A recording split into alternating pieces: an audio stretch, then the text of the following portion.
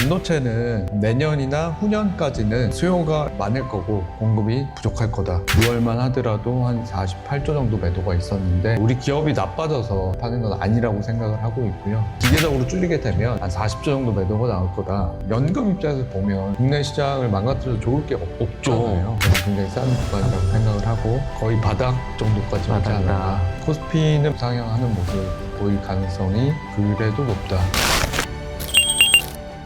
안녕하세요, 여의돈 스트리트입니다. 오늘은 하반기 증시 전망하는 시간 준비해봤는데요. 코스피가 9천을 돌파한 다음에 계속 지금 변동성이 이어지고 있습니다. 그래서 투자자들의 고민도 깊어지고 있는데요. 오늘은 한국투자신탁운용에 계신 남용수 본부장님 모시고 하반기 증시 전망 그리고 투자 전략에 대해서 자세히 얘기 나눠보겠습니다. 본부장님 안녕하세요. 네, 반갑습니다.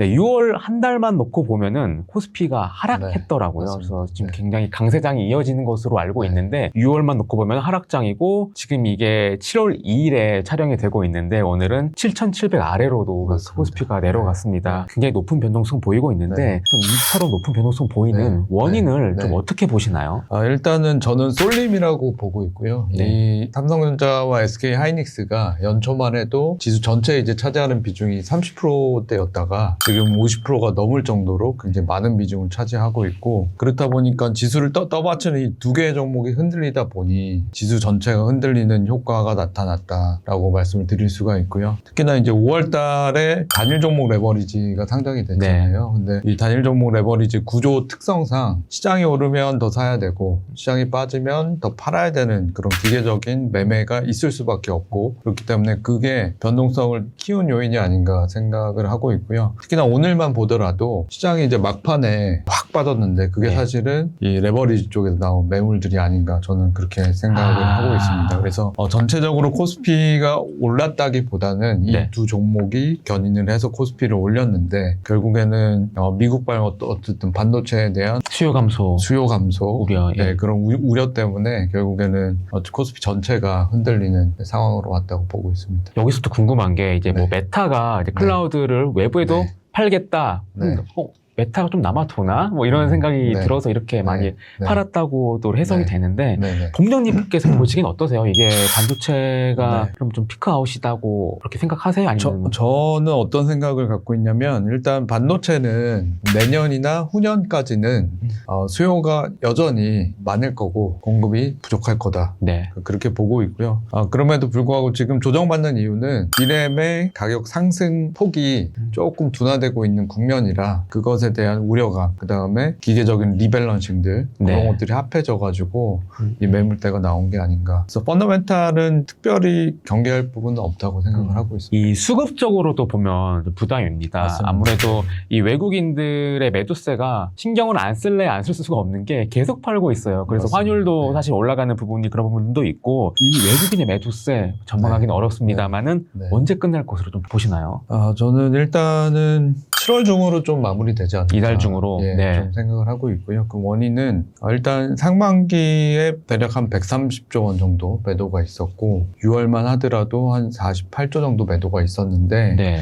우리 기업이 나빠져서 특별히 펀더멘탈이 나빠져서 파는 건 아니라고 생각을 하고 있고요. 일단 한국 시장이 다른 글로벌 시장에 비해서 워낙 빠르게 올리다 보니까 네. 그 외국계 자산운용사들, 그다음에 연기금들이 추종하고 있는 벤치마크 대비로 지금 한국 비중이 굉장히 높아진 상황이고 그렇다 보니까 연말이나 분기 말, 반기 말에 리밸런싱을 해야 되는데 한국 비중이 높아진 비중을 지금 팔 수밖에 없는 상황이다. 기계적으로 그렇게 보고 있고요. 이런 매도세 때문에 결국은 환율에 많은 영향을 준 것 같고 지금 6월 말이 이제 끝났잖아요. 어느 정도 리밸런싱은 좀 진정이 될 거다라고 보고 있고 그런 면에서 봤을 때 지금 환율 수준이 어떻게 보면 좀 정점이 아닌가라고 네. 생각을 하고 있고 그다음에 SK 하이닉스가 이제 또 미국 상장되지 않습니까? 네. 그런 면을 생각을 해보면 외화수급 이슈가 어쨌든 있을 수가 있으니 ADR을 팔면 맞습니다. 돈이 원화로 들어오니까. 들어오기 때문에 그런 면에서 보면 좀 괜찮지 않을까 괜찮지 않을까. 생각하고 있습니다. 저 6월에 리밸런스 끝난다고 해서 7월 네. 거래를 기대를 했거든요. 네. 그런데 이렇게 저의 기대를 시장이 네.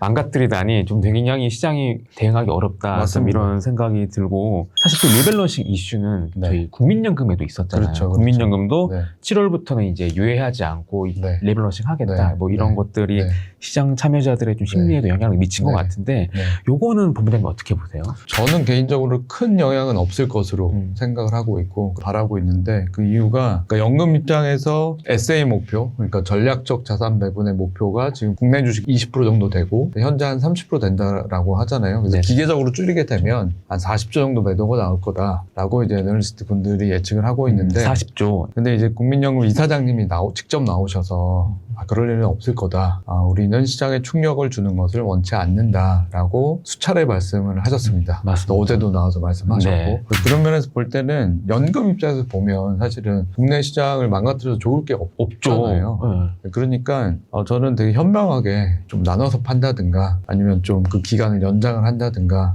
그런 식으로 좀 시장에 충격이 없게 좀 대응을 하지 않을까 바라고 있고 그렇게 생각하고 있습니다. 그러게요. 오늘 같은 날도 또 안 팔았을 것 같기도 하고 저도 알 수 없습니다만은 네. 그런 생각 듭니다. 사실 계속 이 시장 전문가분들께서는 반도체 네. 실적이 나오는 가시성이 높은 네. 네. 그런 네. 종목에 계속 네. 시장의 수급이 네. 쏠리고 있다라고 네. 그렇게 항상 말씀해 네. 주셨는데 최근에는 이 삼성전자 하이닉스의 움직임도 네. 뭐 앞서 이렇게 말씀해 네. 주셨지만 네.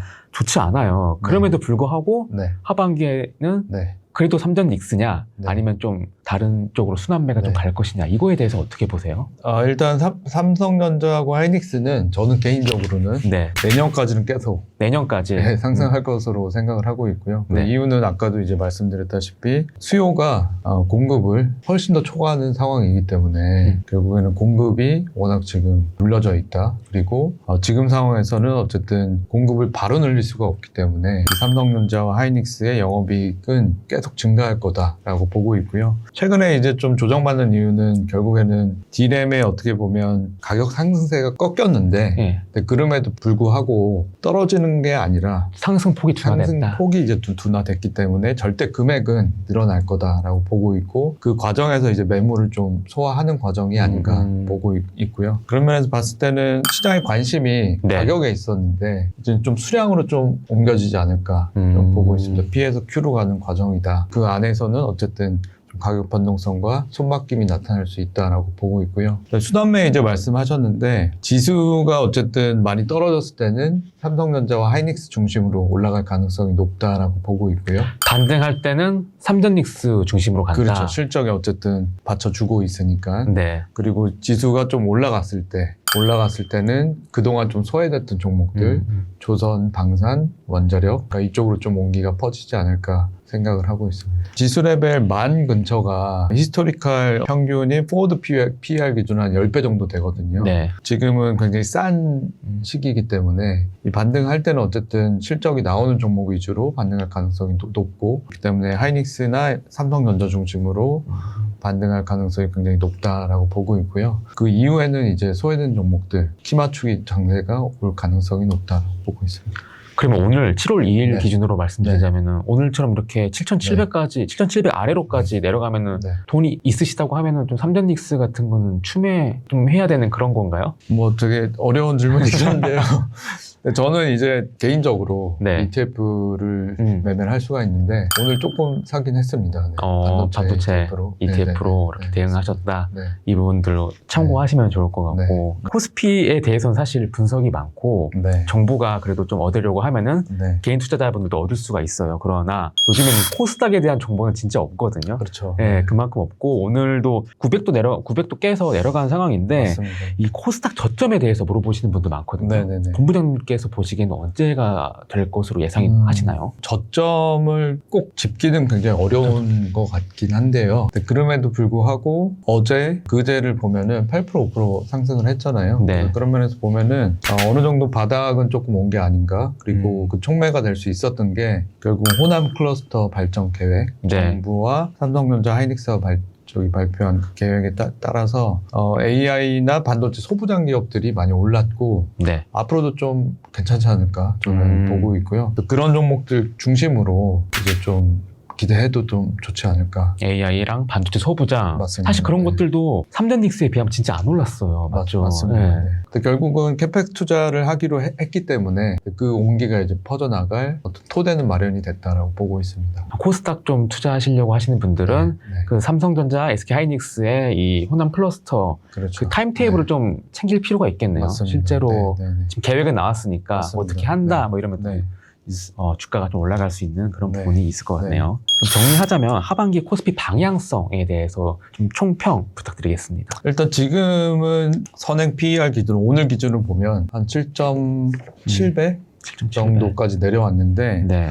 굉장히 싼 구간이 맞습니다. 저는 굉장히 싼 구간이라고 생각을 하고 거의 바닥 정도까지 오지 바닥이다. 않았나 생각을 하고 있고요. 그러면서 보면은 하반기에는 전자와 닉스의 영업이익도 계속 올라갈 거기 때문에 그리고 전력 기업들도 가이던스를 올릴 가능성이 굉장히 높거든요. 그런 면에서 보면은 코스피는 변동성은 좀 있겠지만 아까 이제 말씀드렸던 단일 종목 레버리지나 뭐 그런 것 때문에 변동성은 있을 수는 있지만 우상향하는 모습 보일 가능성이 그래도 높다라고 생각을 하고 있습니다. 오늘 남영수 본부장님과 함께 하반기 증시 여기까지 살펴봤습니다. 이 변동성이 있지만 결국 그래도 실적, 장기적인 흐름을 확인을 하셔야 더 성공 투자를 하실 수 있다. 좀 이런 말씀을 해주신 것 같고 다음 주 2부에서는 ETF 활용해서 하반기를 어떻게 대응하면 좋을지 이런 말씀도 함께 나눠보겠습니다.